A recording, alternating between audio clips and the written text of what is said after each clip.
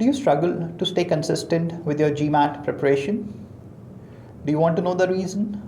Watch this video till last. Hi, my name is Mandeep. I'm a GMAT coach and founder of GMAT Mantra. I help committed GMAT students to score 700 plus by bringing structure and consistency to their preparation. I remember 2 years ago, I started conducting webinars for marketing purposes. So I decided that I will conduct a live webinar every Sunday at 11 a.m.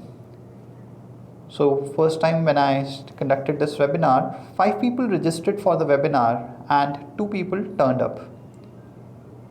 After 10 minutes into the webinar, both of them left. So 2 people turned up and after 10 minutes, both of them left. After the webinar, I felt like a failure. I thought that I don't know how to conduct a webinar, and I even started doubting myself on my capability to teach GMAT, though I have been teaching for so many years.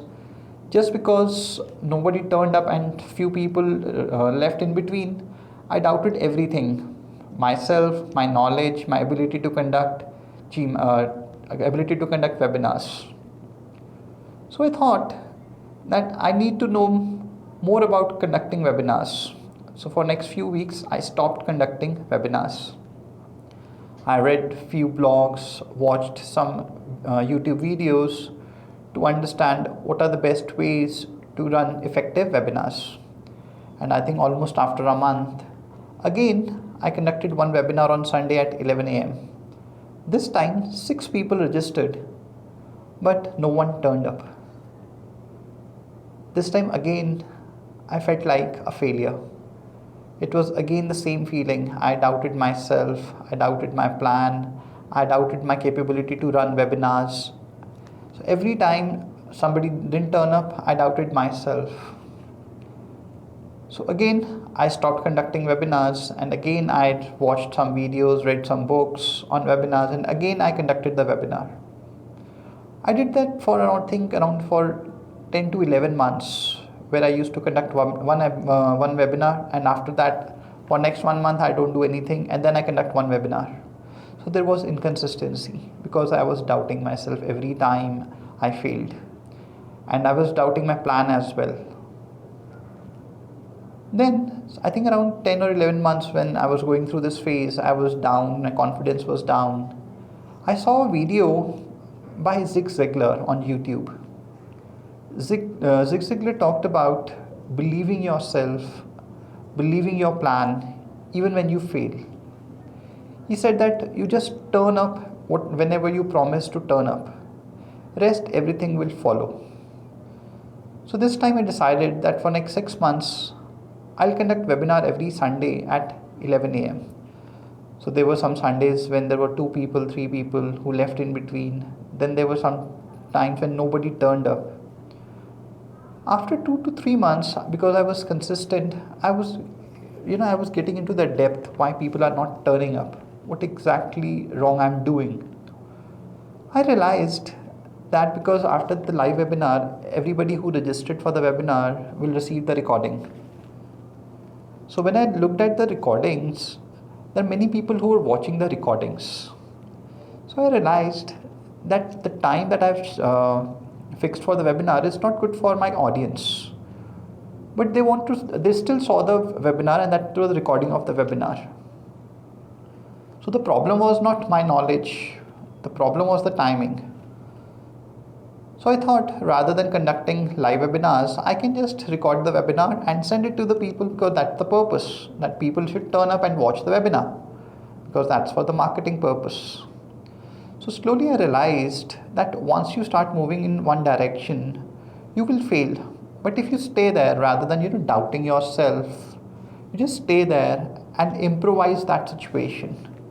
Automatically you will figure out what is the problem. And normally problem is not the plan, problem is not our knowledge. Problem is that when we fail, we start doubting ourselves, and when we doubt, we stop taking actions. So now when you're preparing for your GMAT, and there are 2 things. One, you study study or read the concepts. Second, when you practice questions. So you don't have any problem in memorizing the theory or reading the theory. You face inconsistency in your practice. So when you practice, you get some questions wrong, and at that time you doubt yourself, you doubt your knowledge. And what you do, you go back to the knowledge again. You start reading the concepts. So rather than going back to the reading the concepts, you just need to focus what exactly went wrong.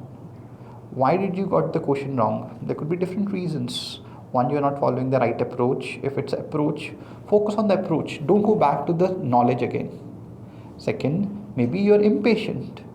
That is one of the biggest reasons. 99%. I'm saying 99%. So 99% cases, if you're failing, it is your patience level. Because you're getting impatient, you're not spending sufficient time to solve the questions. You're just jumping to the conclusions, that you're finding answers quickly rather than understanding why you got the answer right and why you got the answer wrong. So focus on what is the right reason for getting the questions wrong rather than doubting yourself. So first, let's say you made a plan to study every day for 2 hours, maybe in the morning 6 to 8. So turn up. Don't change your plan. Initially you will fail, but don't change your plan because you will get different reasons. Let's say you failed, you start doubting, I was not energetic, I felt sleepy. So there could be different reasons. So I should study in the night. Once you decide, stick with the plan, okay, because it will take your body to adapt to the timing.